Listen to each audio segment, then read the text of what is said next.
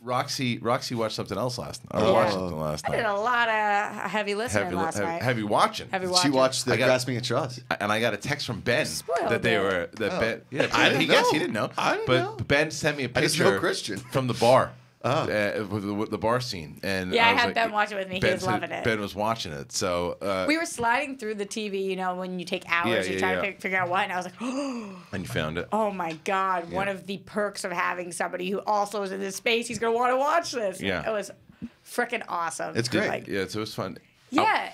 So I knew nothing going into it. Okay, you didn't know what it was about or anything. I had no idea what it was about. I didn't know who was going to be in it. I didn't know that you wrote it. I didn't know. I knew nothing going in. Ethan Irwin helped me write it too, by the way. Yeah. So the first thing that happens is you guys it's you and Ellis explaining what it is. Oh, in the beginning, that was when we put it on. It's on actually the Clouder Podcast channel, but we put it back in the day when it was Schmoes Plus. Schmoes Plus, right? We put it on there because we made the show like 3 or 4 years before I even put it on the Schmoes channel. Yeah. You know, by the end, anybody who hasn't watched it, can I give a little spoilers? Yeah, sure. By the end of it, Ben was like really upset. He was very bummed out. That it was over? It's really well done, No, man. not that it was over. He felt like the message was that men suck. And he was really upset about it. Okay. Yeah, he was like very, very distraught. He was like, "What do you think about this?" He had a lot of questions because maybe you should do an after show. Christian's character has just walked in on his girlfriend cheating on him, and he's doing this stand up, and he's got this best girlfriend who's awesome. Who I want you to play in the reboot. By the way. Whoever that actor it's Eliza Schlesinger. She's bring Eliza. I don't know her, but she's very talented. Yeah, she's never seen like Eliza Schlesinger. Just put Eliza Schlesinger on Netflix. She's like so 9 Netflix specials. She's so good. Yeah. There you go. She won the first Last Comic Standing. She's so talented. I was like, this girl is so good. So that's Eliza from. Look at all that. Yeah. Oh, I love her. Yeah, she's the co-lead. She's so good, but she is amazing, and she's your best friend. And the whole time we're thinking like, okay, she's gonna take him home and they're gonna bang or whatever, and you just want to go home with the random slut from the club, and then that was the end. And she gives up her spot for you, and you go on stage, and Ben literally threw his hands up and was like, "Fucking men," and I was like, "Am I right? Am I right?" Like, well, Ken and I actually arced out the whole season. And a lot was supposed to happen. A lot was supposed to happen. Wait, so was there going to be season 2 and you were going to get with her? Remember, originally it was a pilot. There was a 23 or 24 minute pilot that I split into 8 episodes from the internet. Left Right is like a legit... Well, no, it was 2. Left Right Productions was the one that we had come up with, and then there happened to be another Left Right Productions afterwards. Oh, I was just saying, what? Yeah. Whoopsie daisy. Yes, but yeah, listen, that was supposed to be the first episode. But first, like your first impressions of AK 1 young Christian Harloff, 2 Fat Ellis are the best. Oh yeah, because I'm like, whoa, wait, double pop collar Fat Mark Ellis is hysterical. So comments on both of those things. Starting with the Fat Ellis thing. Yeah. So that's real. Yeah, right? yeah. That's on a fat suit. I was like, Sean Maroney. We used to call him Sean Maroney after that for a while. He's like, ladies and gentlemen, Sean Maroney, and he like bombs on stage. It's amazing. It looked fake because the shape of his face was interesting. Yeah, that's when he started losing weight, and you see the first. That's like the first interaction of Schmoes ever on camera together is when he crossed. We didn't have the podcast yet. We didn't have anything yet. Schmoes wasn't even a thing yet. We didn't even do any. We've never done a review together. And you see for one moment to where I'm at the bar and I tell off all his friends and everything, and he walks by me and we have this one stare off, and that's the first interaction with Schmoes that's ever. Funny. And then we cross paths. We never cross paths in it, but yeah. So not that he was fat, but his face looked like a circle. I'm curious. Has anyone in the chat ever seen? They have to watch it.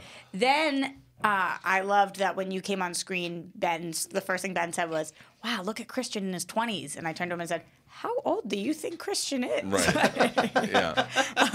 But he was like, "What do you think?" Like, because Christian looks the same to him. He was like, "Christian looks the same to me. What do you think makes him look older now?" And I was like, "He really like." I know kids. You look you do look kind of because Ellis looks so different. Ken looks different. You kind of look more the same. Who plays the crappy ex-girlfriend? Is it April Macy?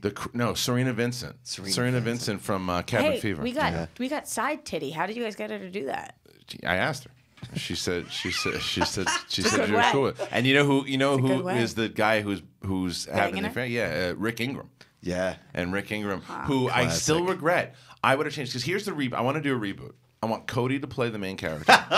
Yes. I want you to play Marley. Amazing. And then me or McCougar could play the bartender or Why or wasn't something Cougs in it? I didn't know him yet. I didn't know him yet. I didn't meet. That's rude. I didn't meet McCougar till like 2-3 years later. Yeah. Yeah. Wow. Riley and I weren't really. We were. We were buddies, but like it was Mike Cornacchia is in it. Yeah. He makes a cameo in it. But yeah. No, I came in. We did a bunch of meetings where if this was going to go, I was going to be one of the writers. Yes, we had so many episodes where it was going to go. That girl, the one that he winds up going, my character goes home with, was supposed to turn out to be a real lunatic, his neighbor, and starts like stalking. Well, you could tell she was a lunatic. She was really crazy eyes. But she was really, and that was the whole point. She was great actress Jennifer Pia we had this whole plan of what was going to happen, and the whole point with Marley and Matt was that they were going to it was going to be like Ross and Rachel, and you were waiting. Were these all your buddies? I mean, people that I worked with and stand-up comics. So you just kind of were like, whoever's my talented friend? No. I mean, I wrote parts for certain people. So I wrote the bartender for Tommy, who I thought crushed it. He was awesome. He was Tom Connolly. Oh, Tom Connolly. The performances were badass. I was really pleasantly surprised with that. Well, because obviously when you're watching something from 2007, like the production is not the same, but the performances. Right. That's what we auditioned.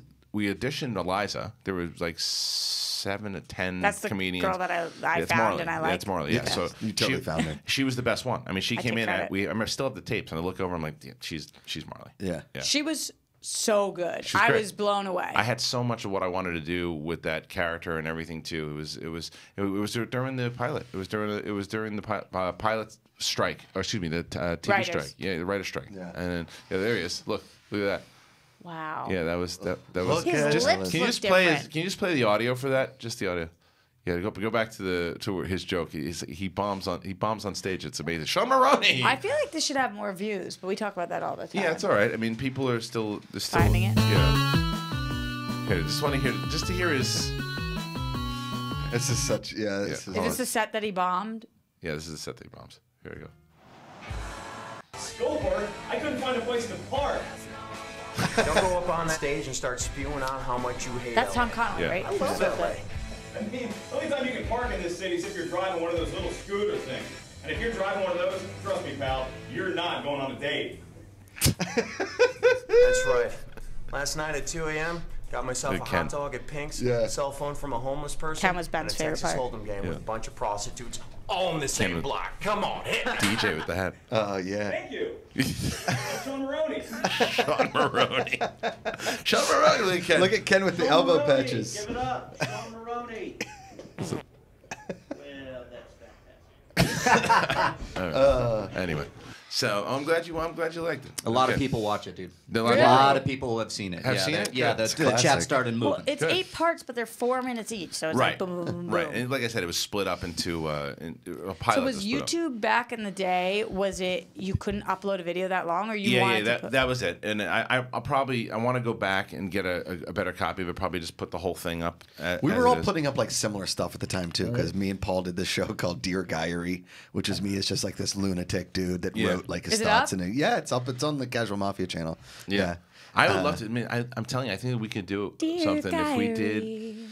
We could do. I think we could do a pilot, whether it's this or another one that you were thinking of too. I think we could do something fun with the crew here and I mean, it's just a matter of time. These fucking guys are so busy all the time. Yeah. It's hard to get them. I mean, they're slammed. Yeah. But anyway, was Cody willing and able? I talked to Cody about it the other day. I said, Cody, if I did a reboot of Grasping at Straws, I'd want you to play Matt, and he was down.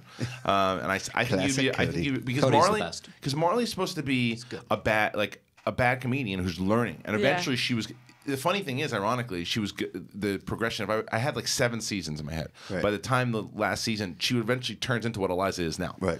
And that's so Christian found her. Just so you know. Well, I found her. Eliza, I met. I started her whole career. I met Eliza at the Improv. She was like 21. I met her at the Improv on Melrose. She was just trying to get into town, trying to get up on stage, 21, 22, whatever it was. And our friend Martini, who helped us start Schmoes, obviously too. I was working with her, and she and Eliza and Martini were friends. And then Eliza just got involved in the circle. You know, she was Martini, a real name? Martinique is her name, but Eliza, I was talking with my wife the other night. We were talking about Eliza, and she is one of the hardest working people. Because I watched it's All About Nina, right? And we started talking about certain. What's comedians. All About Nina? Sorry. So this movie I watched over the last couple of days, Mary Elizabeth Winstead is in this movie about a comedian called All About Nina. Was there, by the way, a play on that with All About Eve? Was that why? Was it about? I don't know. I don't think so. But anyway, we started talking about Eliza, and she is one of the hardest working people I have ever met in the stand-up comedy world. Did she suck at first? No, not just that. Tours and tours and tours and goes up and goes up. But even before she was touring, though, she was a student of the game. And what she would do is she would watch comedians that she thought were really good, comedians that she thought were bad, learn from the comedians that were bad, didn't to do certain things. She was always going up, always trying to find spots. Yeah. She's good now? She's really good. She's one of the best comedians, I mean, as far as like most successful comedians. She sells out today. theaters. Yeah, and really? she's awesome. And I found her. She's huge. You found her. But she is everywhere, and she was just one of those people. Like, you'd see her at the Comedy Store, and if I was going up like 2-3 times a night, right?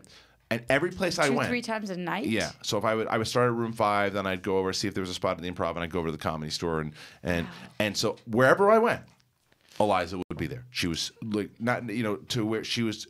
You always saw her working, trying to get up, and then eventually she just started going up. She was getting up. She became oh, there we go. Comedy Store regular. She was becoming nothing spilled. No, it's got it quick enough. It was like those Matrix, cockroaches keep it in there like Jello. on Neo style. Yeah, it does. That's what I'm saying. How did that happen? Because it's a goo. the next Marvel movie. I would be Cockroach Man.